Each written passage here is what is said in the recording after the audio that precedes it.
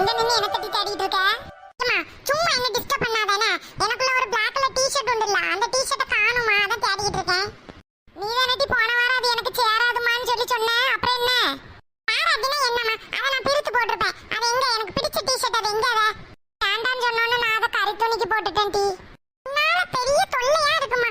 எந்த Dress சேராதுன்னு சொல்றதுக்கே எனக்கு பயமா இருக்கு. எடுத்து உடனே கறி துணிக்கு வீடு துடைக்கன்னு யூஸ் பண்ணிருவேன். ஏடி கையில என்ன தட்டி வச்சிருக்க?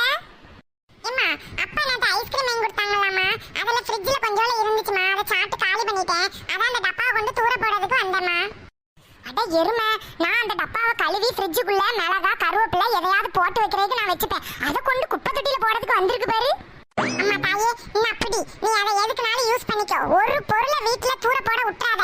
எல்லாத்தையும் சேவ் பண்ணி வச்சுக்கோ. வீடே ஒரு நாள் குப்பை தொட்டியா ஆக்கி வைக்க போற நீ. புரியுது?